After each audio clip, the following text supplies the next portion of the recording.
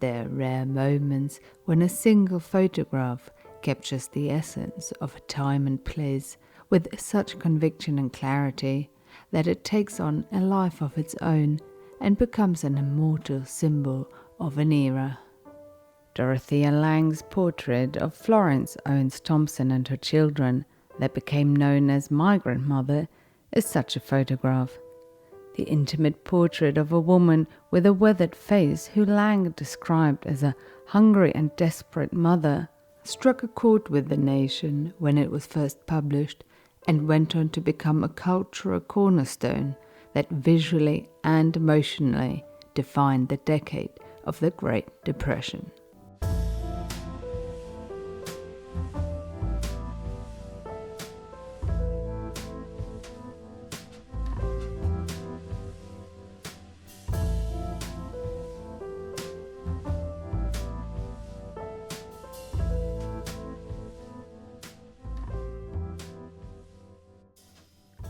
At the very end of the decade, the economic prosperity of the Roaring Twenties came to a devastating halt. The 29th of October 1929 went down in history as Black Tuesday on Wall Street that brought overheated markets to a crash. Assets lost their value overnight, and investors, banks and businesses lost their fortune. By 1930, America was in the Great Depression, leaving millions of people unemployed and factories shut. An unprecedented time of economic poverty had begun for the American people. The lack of government support programs left many wandering the streets in search of work in exchange for food. Many growers lost their farms when they couldn't pay their mortgages due to low crop prices and became so-called sharecroppers.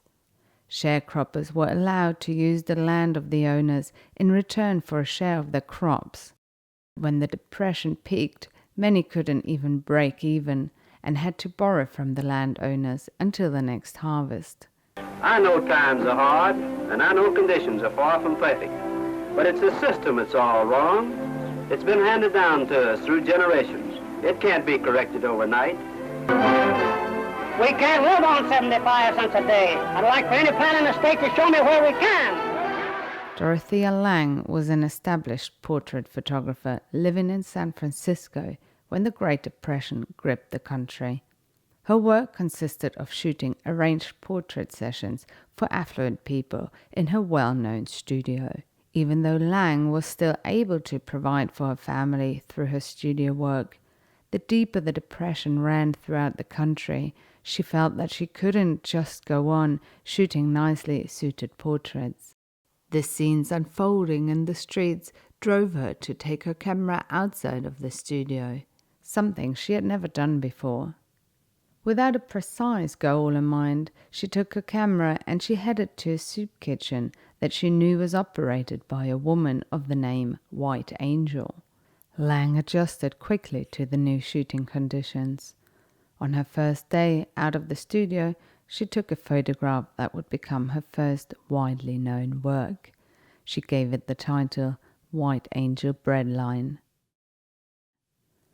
From those early days onwards, Lange became committed to documentary photography, finding meaning and purpose in the work.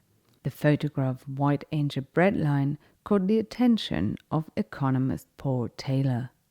He was working on studies that reported on the issues faced by migrating farm workers for the State Emergency Relief Administration.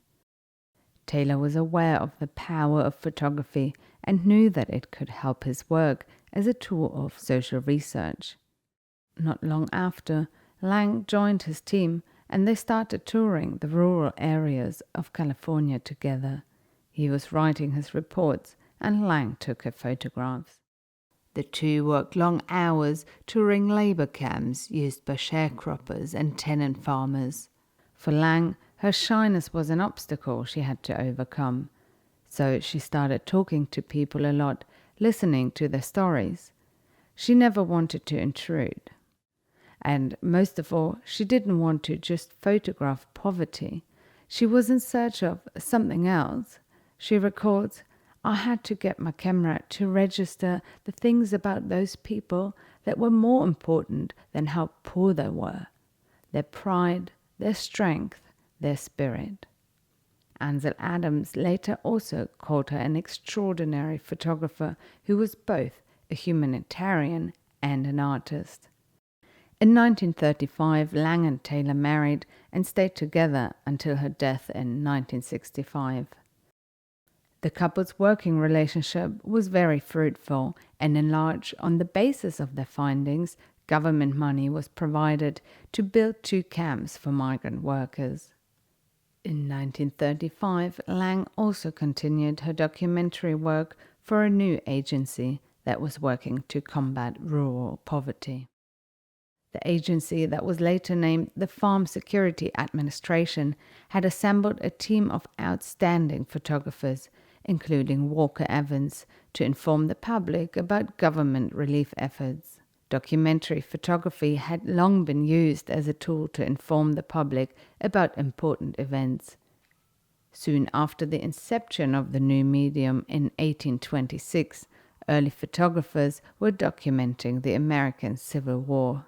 Throughout the Depression years, Lange used a Speed Graflex, a Graflex Series D, and a Rolleiflex camera. Many describe the Series D as the model that was used to shoot the famous photograph, though no reliable source has backed this statement. What is known is that Migrant Mother was shot on a 4x5 Graflex camera, which is a cumbersome way of working.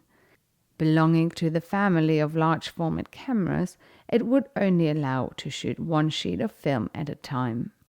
Migrant Mother was shot on Kodak nitrate negative film. A nitrate film base was commonly used until the early 1950s and was then replaced by acetate and later by polyester. Whichever of the 2 cameras she used for her famous photograph, either of the cameras would have had a shutter speed of up to 1/1000th of a second, which is very impressive for cameras of that time. Much has been written about the events that followed that last day of Lange's assignment in March 1936. It has steadily been a source of confusion and dispute. But it wasn't until 24 years after the picture was taken that Lange told her accounts of that day in an article in Popular Photography. She recalled driving down a rainy road on the way back home after a long month of solar field work when she saw an unremarkable sign at the side of the road indicating a pea picker's camp. Convinced she had everything she needed and urgently wanting to get home, she kept driving. But eventually, nothing more than instinct made her turn around the car and follow the sign. It was here when the world-famous encounter with a mother of 7 children took place. However, she went on to describe that the family had been living off frozen vegetables from the ground after a particularly hard winter and birds that the children had killed. She also described how the family had to sell their car tires to get food, when an earlier caption mentioned it was their tent they had to sell, when the tent is also clearly seen in the photographs. The woman in the picture was later identified as Florence Owens Thompson. She always heavily denied Lange's side of the story. She said her family was traveling on the road when their car broke down by the side of the camp. They were in fact not pea pickers, and compared to many people around them in the camp, they were able to afford hot food. She didn't believe Lange was lying, but thought she must have gotten her family stories mixed up. The story first was told that Mother was selling the tires off our car to buy food, and my mother denied that. Mm-hmm. And my older brother said that the radiator on our car had blew up, and when this picture was made, him and I guess my 2 brothers had gone into town to try to get the radiator welded, and that's what we were doing there. But we were like everyone else. We was looking for work.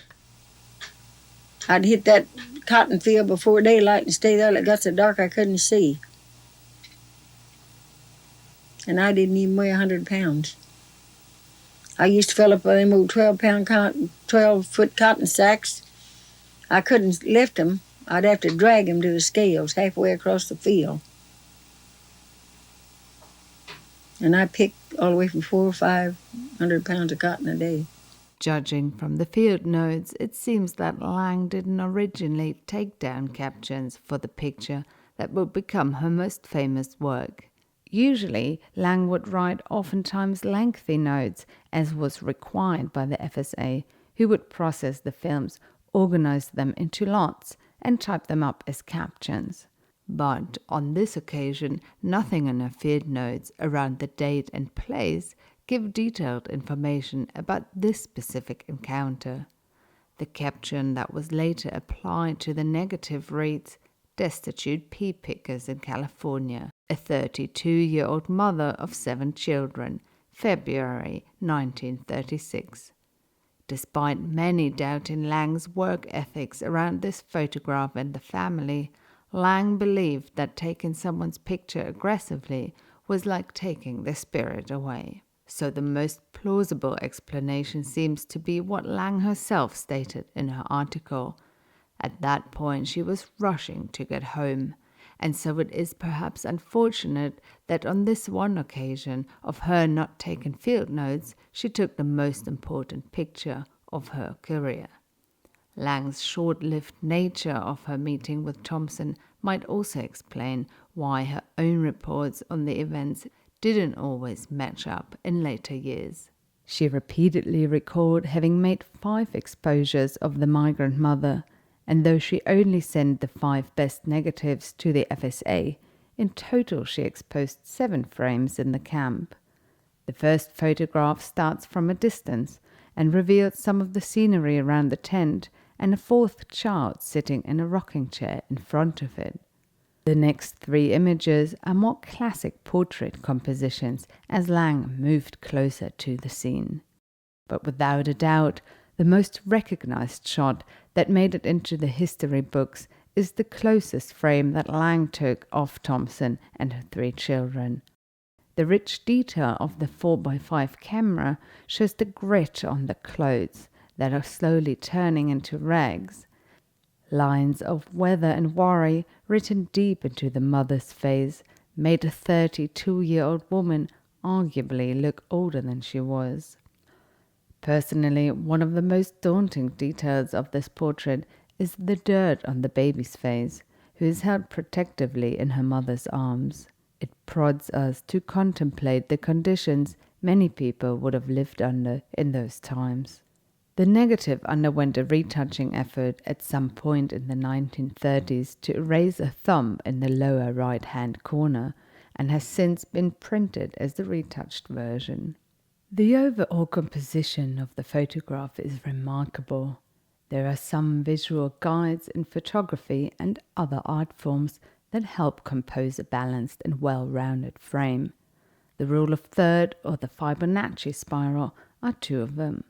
The golden triangle is a variation of the rule of thirds that divides a frame into 4 triangles, drawn from one diagonal straight line connecting 2 opposite corners of the frame, and the remaining corners connected to the main line with 2 more straight lines.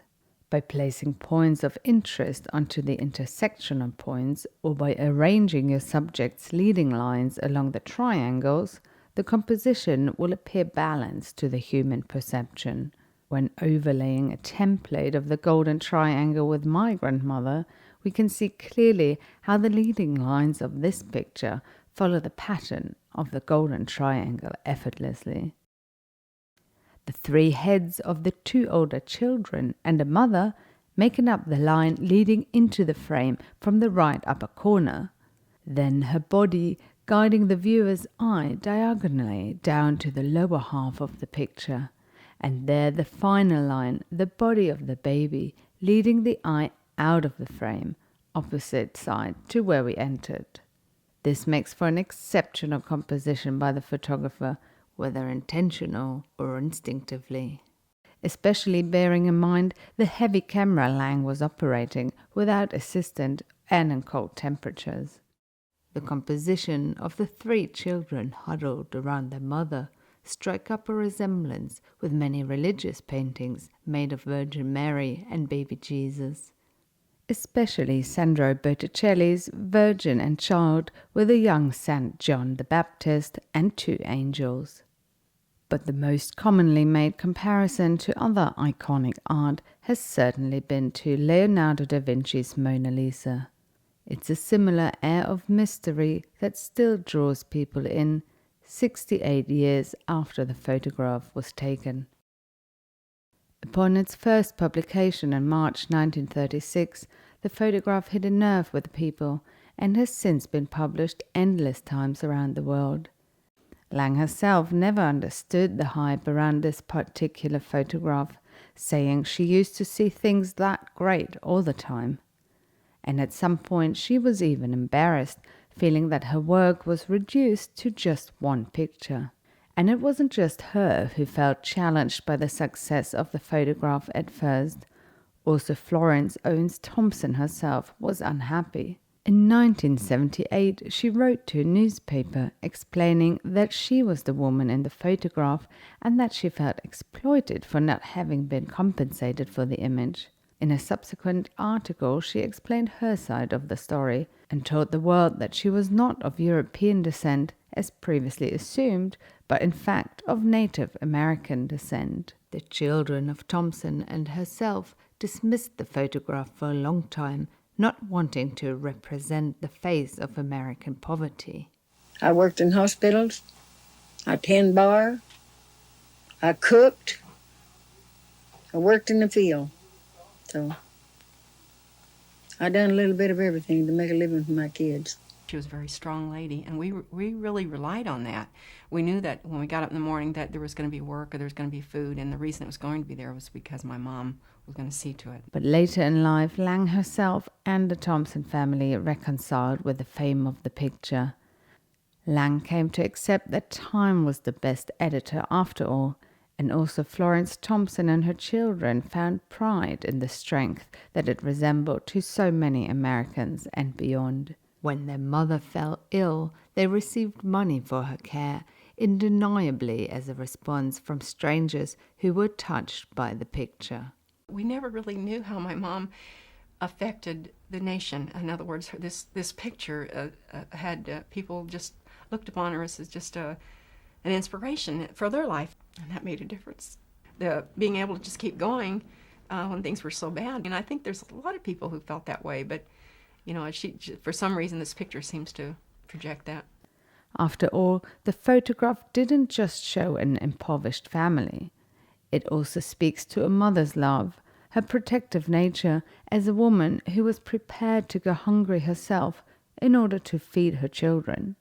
It radiates resilience, strength, and an unbroken willpower to push through plight. For many Americans, this was the real heart of the picture, a symbol of hope for a country and many other nations that went through the worst economic downturn ever experienced in the history of the industrialized world. My mom would get discouraged, but she really never gave up hope. And I think that she left us with that legacy because we've always felt things would get better, but you're going to have to work for it. In the end, her children even had a homage to the photograph engraved in their mother's tombstone that reads, "Migrant Mother, a legend of the strength of American motherhood." And after all, Lange's photography always had one motive above all else: to photograph people's pride, their strength, and their spirit. Even though she felt an extraordinary need to fortify pictures with words in order to give authentic voices to the people in front of her lens, for Dorothea Lange, the human face was the universal language spoken and understood all around the world. The human face is the universal language, where a slight twinge of a few muscles runs the gamut of that person's potential. Its explosions of emotion and passion all concentrate on just this part of the human anatomy.